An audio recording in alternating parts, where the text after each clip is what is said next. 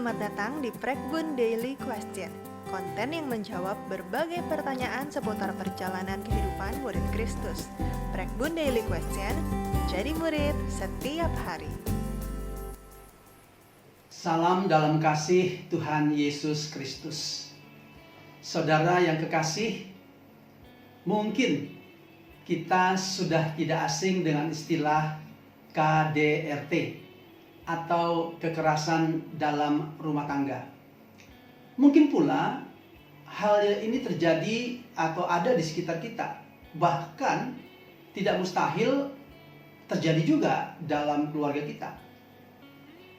Pada kesempatan ini kita akan membicarakan tentang apakah KDRT itu. Ada pertanyaan, apakah KDRT itu? Dan bagaimana KDRT itu bisa terjadi, khususnya di tengah keluarga Kristen? Yang berikut pertanyaannya adalah, bila itu saya alami, apa yang harus saya lakukan?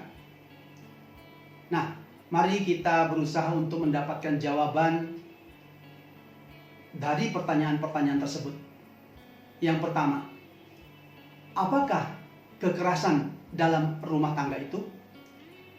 Kekerasan dalam rumah tangga ialah setiap perbuatan terhadap seseorang, umumnya dialami oleh wanita, yang berakibat timbulnya kesengsaraan atau penderitaan secara fisik, seksual, psikologis, dan atau penelantaran rumah tangga.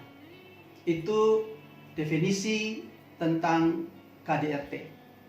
Nah, menurut Undang-Undang Nomor 23 Tahun 2004, KDRT yang termasuk dalam KDRT adalah pertama, kekerasan secara terbuka, yaitu kekerasan fisik yang dapat dilihat orang, antara lain perkelahian, pukulan, tendangan, menjambak, mendorong, bahkan sampai pada membunuh. Ini kekerasan terbuka. Yang kedua, kekerasan dalam rumah tangga, yang kedua adalah kekerasan tertutup. Biasanya dikenal dengan kekerasan psikis atau emosional. Nah, kekerasan ini sifatnya tersembunyi, seperti ancaman, hinaan, atau cemooh yang kemudian mengakibatkan orang lain menderita. Yang ketiga adalah kekerasan seksual. Seksual ini berupa fisik maupun berupa verbal. Yang keempat, kekerasan finansial yang berarti mengeksploitasi, memanipulasi, dan mengendalikan korban untuk tujuan finansial. Siapa saja yang termasuk dalam istilah rumah tangga tersebut? Yang pertama, yang masuk dalam istilah rumah tangga adalah suami, istri, anak, bahkan termasuk anak angkat dan anak tiri. Yang kedua, yang masuk dalam istilah atau ruang lingkup rumah tangga adalah orang-orang yang mempunyai hubungan keluarga dengan suami, istri yang tinggal menetap dalam rumah tangga. Misalnya mertua, menantu, ipar, besan. Yang ketiga, yang termasuk dalam lingkup rumah tangga adalah orang yang bekerja membantu di rumah tangga dan menetap atau tinggal dalam rumah tangga tersebut. Misalnya asisten rumah tangga. Nah, pertanyaan yang kedua yang masuk adalah, bagaimana mungkin KDRT itu dapat terjadi, khususnya di tengah-tengah keluarga Kristen? Nah, ini menjadi pertanyaan kita. Bagaimana keluarga Kristen kok bisa mengalami KDRT, atau dalam keluarga Kristen terdapat KDRT, kekerasan dalam rumah tangga? Jawaban yang paling mungkin adalah KDRT terjadi dalam rumah tangga Kristen karena relasi anggota keluarga dengan Tuhan sedang atau sudah renggang. Sekali lagi, kekerasan dalam rumah tangga dapat terjadi karena relasi anggota keluarga dengan Tuhan sedang atau sudah renggang. Keadaan ini mengakibatkan kasih antar anggota keluarga mulai pudar. Karena relasi dengan Tuhan renggang, maka relasi dengan sesama anggota keluarga, dalam hal ini kasih antar anggota keluarga, menjadi pudar. Suami sudah berkurang kasih pada istri. Istri juga berkurang kasihnya kepada suami. Bahkan bisa jadi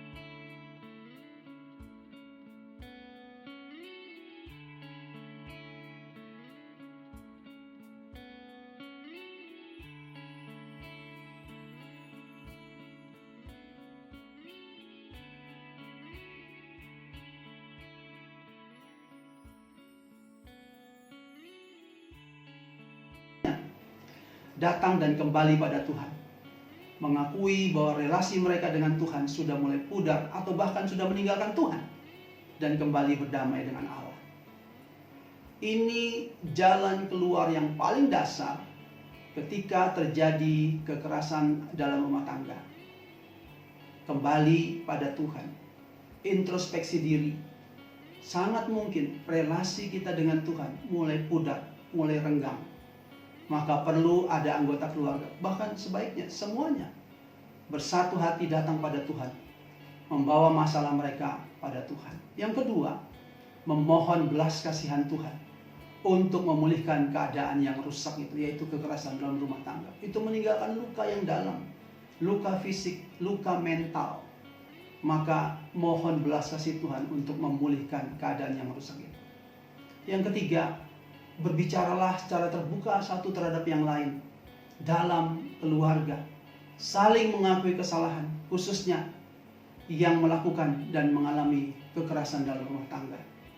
Perlu sadar, perlu berdamai, perlu saling mengaku dan memohon maaf, meminta ampun satu terhadap yang lain. Bila diperlukan, minta bantuan pendeta atau konselor untuk memberikan bimbingan dalam menghadapi kondisi ini. Seringkali perlu pihak luar untuk menjadi penengah, pihak luar untuk memberikan pemikiran-pemikiran, nasihat, masukan, bahkan dorongan berdasarkan firman Tuhan untuk keluarga-keluarga yang mengalami kekerasan dalam rumah tangga. Kembali pada firman Tuhan. Firman Tuhan mengatakan bahwa istri, hormatilah suamimu. Suami, kasihilah istrimu. Kata kuncinya cuma itu. Bila relasi dengan Tuhan renggang atau bahkan pudar, maka kebenaran firman Tuhan ini menjadi juga pudar. Istri tidak tunduk pada suami, suami tidak mengasihi istri. Maka jalan keluar yang pertama adalah kembali kepada firman Tuhan. Berdamailah. Kembalilah istri tunduk pada suami. Suami, kasihilah istrimu, karena ia adalah teman pewaris kasih karunia. Saudara, bila ada pertanyaan, bisa mengisi link yang disediakan di kolom deskripsi yang ada. Kiranya Tuhan memberkati firman-Nya. Terima kasih.